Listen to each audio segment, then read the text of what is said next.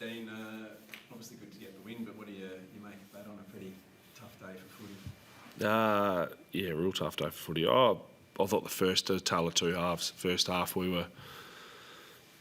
were pretty dominant. You know, I thought to be able to get the ascendancy in the front half, 13 marks inside 50, and then from there to kick 6 goals 9. And then the second half, to Essendon's credit, played some really good footy, and we went away from what we did in the first half.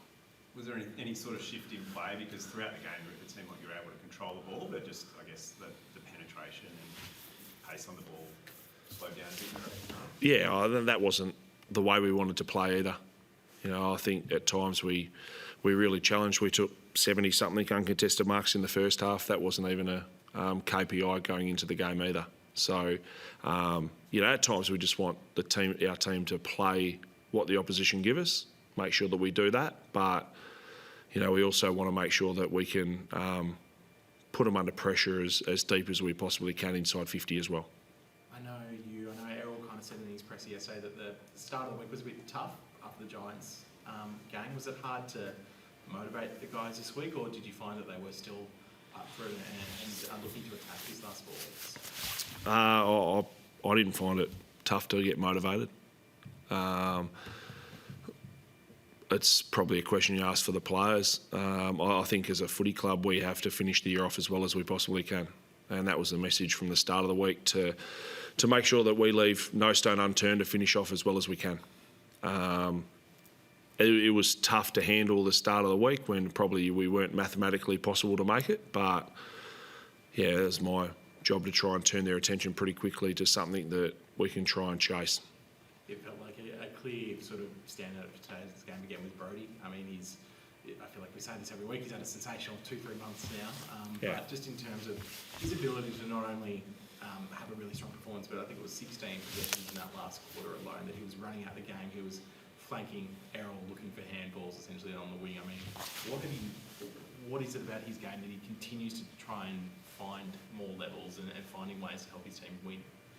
Yeah, I think now he put in a really good pre-season and a block to work on his endurance and not only with his ability to cover the ground, but his intensity around the ball has been probably a big highlight for a long period of time, certainly this year anyway. And he's got back to that. He's fully confident in his ability. He got hit at TU training on Thursday and sort of was a bit ginger, but to butter up and did what he did tonight. He's had a very, very impressive season and continues to play his role extremely well for this footy team. And you obviously know the ruck game as well as anyone, but apparently that beats yourself and Damien Monkhorst for the most possessions by a ruck, or at least a 2-metre player. But how did you see his performance, his all-round game, I guess, stacking up against what you've seen in the past from a ruckman? Yeah, it's good. Like, he had 18 ground balls, 22 contested ball, 13 clearances. So his ability to follow up, also to take the ball out of the ruck and to win the first possession himself was really high.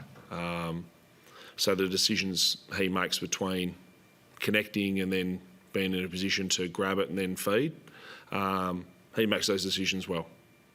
He's always been really strong in following up, and to his credit, he's put another really good one forward. It's probably a little bit strange that the conditions seem to suit him, being a big man, but even when it's the battle in the contest, more and more that's where it can be. Yeah, and that's what he does. That's one of his biggest strengths. He's aware of it, he knows it, and plays to it. Obviously, the forward line looked very different without the three main key tools, but Jack really toiled hard up there today, took some really strong, impressive marks as working across the field. I mean, sort of 6 games in a row now, we've seen him build up that body of work. What have you made of that this chance for him to not only state his case, but he's obviously kind of playing for his future as well? What have you made of his sort of 6 weeks as well? He's doing everything he possibly can to stay in the team. And, I think the thing with certainly the way that he's playing, he's always presenting. He's still learning, but he wants to dive into how can I play my role as well as I can for the team right from Monday. He still asks questions at the back end of the week. So to his credit, he's performing at a level that allows him to play regularly in this team. Knowing how important it is, but this is the core of the team that is taking you forward next year and into future seasons. I think it was 10 players, sort of 24 and under. I mean, how much confidence do you have that this is the group, the players out there, that they're the ones who are going to lead you back up next year? Yeah, we've still got and we're aware we've got a really young group. You know, when you add Caden into the team today and you also had Jesse to make his debut, you know, along with some of the other names that you mentioned with Sheldrick, who's really come on, and Errol's still young. So we need to make sure that we can get as many experiences into them. I think that Campbell has 17 and kicks 2 goals. You know, he's had a really important season, often interrupted one last year. So we get an opportunity to make sure that for the remainder of this season, they understand what's required, and then the preparation for next season and the off season they've got to have. So, we'll make sure that we reward the players that are playing good and at any level, and give them every opportunity to get into this team. Ollie Florence first came back in the team for a little while. What did you make of his return back a little? Ollie was okay. You know, without setting the world on fire. We had a few players like that. You know, we want consistent performances across 4 quarters from our players, and that's what we'll chase. And just, you mentioned Jesse, of course, there before on debut, had a couple of nice chances, couldn't quite find that goal, but you must love the way he's approaching the game and trying to take things on. Oh yeah, and you know, he's probably got a really good temperament to be able to withstand big occasions. You know, he's a little bit nervous but excited about playing his first game, and after the game I said to him, how'd you go? And he goes, oh yeah, no, I felt comfortable. So, you know, that's what you want from a first gamer, is to feel like they belong there. He knows he's still got so much to work on, but that's the exciting part of being a young player. Will Hayward was among the injured guys Yep. late in the week. What's the sort of prognosis there? Yeah, hopefully.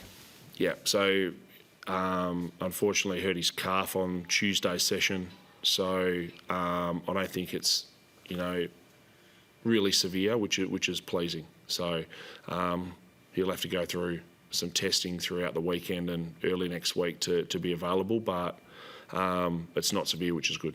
Any other concerns out of that match? No, none that I'm aware of at the moment. So that's always good. Thanks, Jonathan. Thank you very much.